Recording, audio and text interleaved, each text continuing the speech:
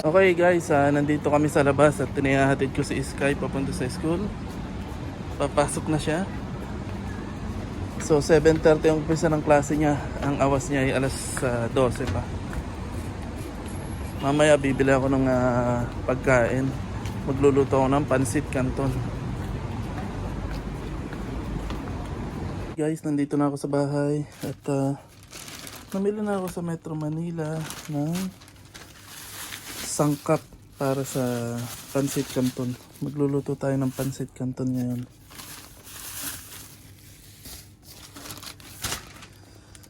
Okay, sisimulan ko ng pagluluto habang wala pang tao sa kusina. Okay guys, magluluto tayo ng pansit canton. Ito na yung ricado, yung mga gulay niya, tsaka yung pansit canton natin. So mag-umpisa na ako maggayat.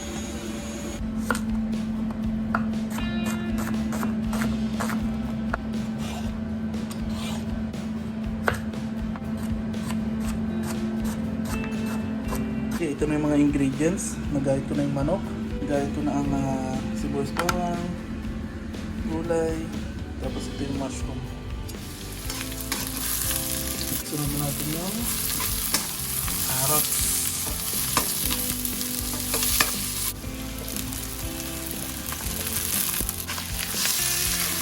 Tapos yung mushroom naman. Ito natin ito. Okay, nalagyan ko na ito ng toyo, paminta at saka oyster sauce. Hindi ko na na-video kasi ako lang mag-isa yung nag-video, mahirap. Ayan. Tapos dito magigisa na ako ng ating manok. Nilagay ko na rin yung noodles. Walang tagahawak ng camera kaya medyo nahihirapan ako. Okay, hintayin lang natin lumambot yung noodles. Tapos dito sa kabila nagigisa na ako. Ito, nalagay ko rin manok.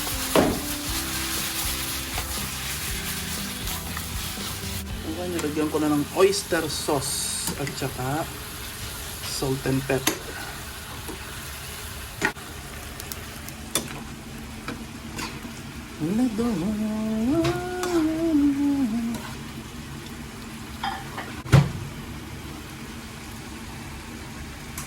Lagay ko na rin itong ating pechay bagyo. Hahaluin ko lang to. Ito yung ating manok. Okay, sasalin ko na ito dito.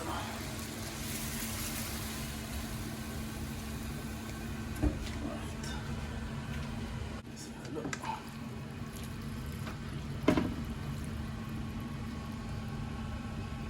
Okay, luto na ito. Ang hirap magluto and at the same time magka-camera ka. Wala akong taga-camera. Kaya pasulpot-sulpot yung camera ko. Tapos nahiwa pa ako ng kutsilyo. Talas ng kutsilyo eh. So okay na, luto na yung aking pansit canton. At request to ni Mrs. at saka ni Sky. Ito na siya. Yes! Ang sarap. Pero mamaya pa makakakain yung dalawa. Si Sky mamayang 12:30 pag uwi niya galing school. And then si Arlene midship ngayon. Mamaya pa siya makakain ng pansit canton alas 10 ng gabi. Malapit na pala yung 12:30. Uuwi na si Sky. So maliligo na lang muna ako. And then susunduin ko na si Sky at sabay na kaming kakain ng niluto kong pansit canton. Okay guys, inabot ako ng 12:30 pagluluto. So sunduin ko muna si Sky sa school. And then sabay na kaming kakain ng pansit canton. Mas madali na ngayong sunduin si Sky sa kanyang school kasi nagkaroon ng branch yung kanyang school na mas malapit dito sa building namin.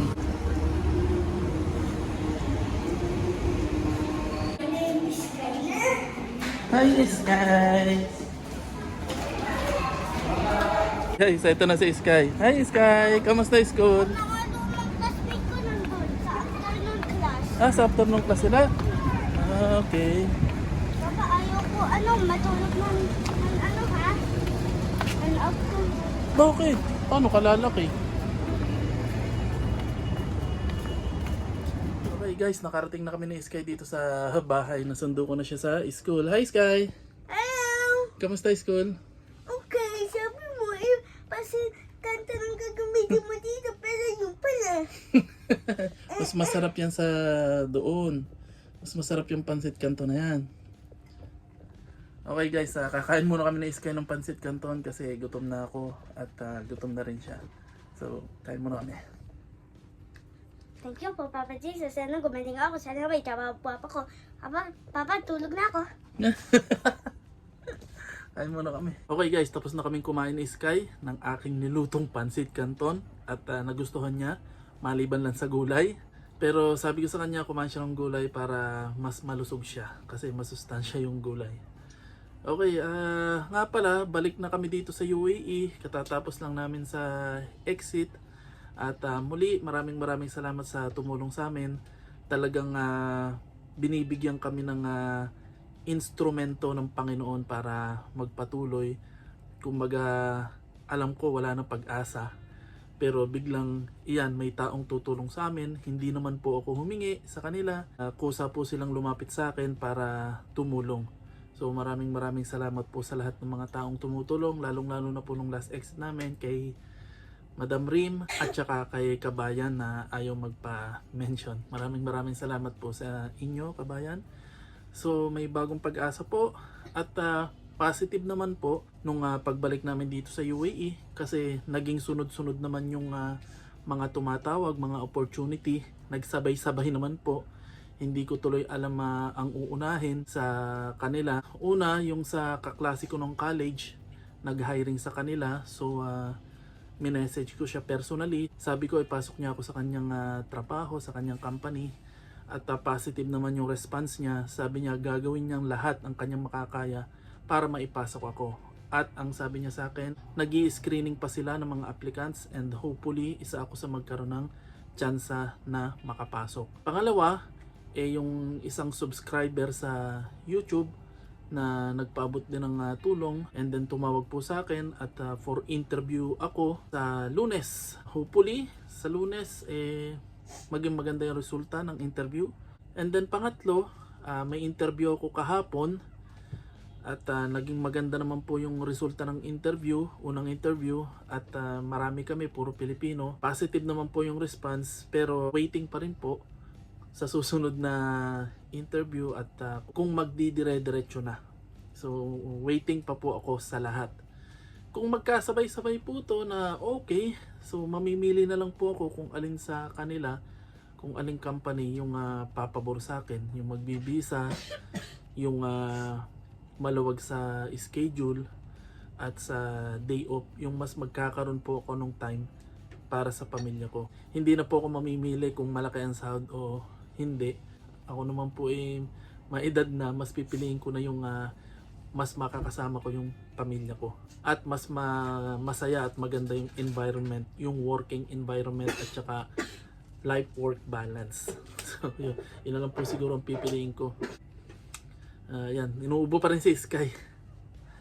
So hopefully gumaling na rin si Sky. Pinapainom naman namin siya ng gamot.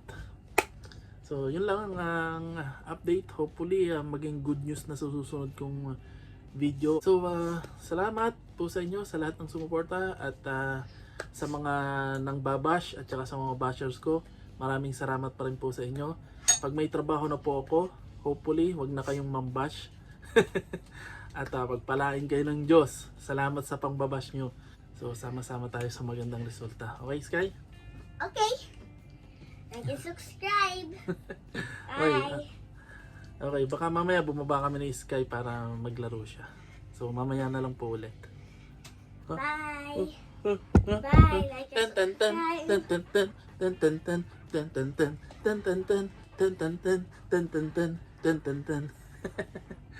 Bye.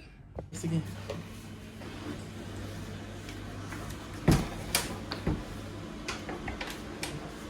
Okay guys, tumawag si Mama at inutusan niya kaming maglaba. Si Sky, tinuruan na ni Arlene kung paano magsalang ng labahin sa washing machine.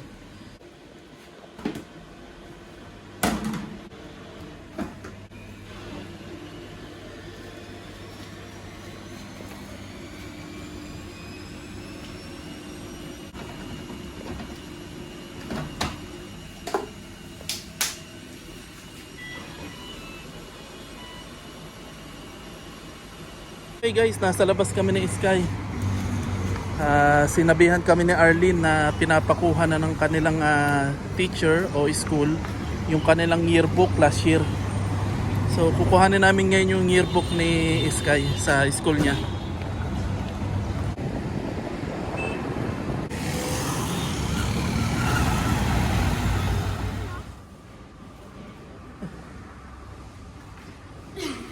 Okay. Guys, nakuha na namin yung yearbook ni Sky. So tingnan natin mamaya sa kwarto. Dumadami na ngayon dito yung ganitong istasyon. So kahit saan meron na nito. Charging machine ng mga electronic na sasakyan sa kabila. So maganda tong ganitong electric kasi kahit saan pwede nilang ikabit pag may electric car ka. Tara Sky!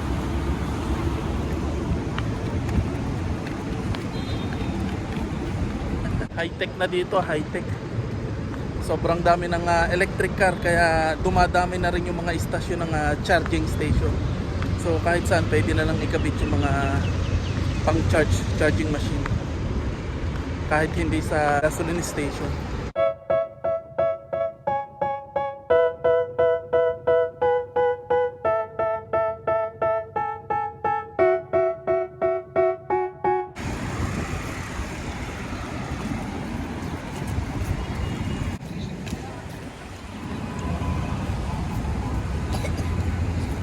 Okay, nandito na ulit kami sa bahay. Kinuha lang naman namin yung yearbook ni Sky kasi nag-message sa akin si Arlene na available na daw yung yearbook niya. Hey! Boy, ubo! Hoy, boy, ubo! Boy, daldal. Ubo, ubo, ubo, ubo, ubo. Daldal, daldal, daldal, daldal, daldal, daldal. Tingnan mo yung ating nilabahan, tingnan mo. Guys, hindi na kami nakalabas ni Sky kasi nakatulog kami. Natulog kami ng alas 6 ng gabi. Ngayon alas 9 na ng gabi. Si Sky tulog pa. Actually, nagising siya ng konti and sabi niya, tutulog pa daw siya. Natakot siya kasi kanina, gawa na nag-alarm yung cellphone. Akala ko nga meron na naman, alam niyo, meron na namang atake. Kasi nag-alarm. Pero nag-message ulit yung government na false alarm lang o may system glitch. Kaya pala nagkaroon ng alarm. So may nagpadala nga pala sa amin ng grocery ulit at maraming salamat kay Madam Fatima at pinadalan po kami ng grocery. Natutuwa daw siya kay Sky at saka sa mga video namin sa TikTok kaya nagpadala siya ng grocery sa amin. So ayun, at maya nandito na rin si Arlene kasi ngayon mid-shift siya. Siguro mga alas 10 nandito na yon. So tsaka namin bubuksan yung mga grocery para ayusin. So paano guys, see you na lang sa susunod naming video. At huwag niyo pong kalilimutang mag-like and subscribe sa aming channel. I-keep nyo lang po yung mga positive at good vibes sa aming kwento dito sa UAE, sa abroad. At itapon nyo lang yung mga negative. Okay po? So yan, iniintay ko lang si Arlene para ayusin tong grocery. So see you na lang po sa susunod na video. Pasensya na po kayo at medyo may mga sipon kami. So maraming salamat po. Bye.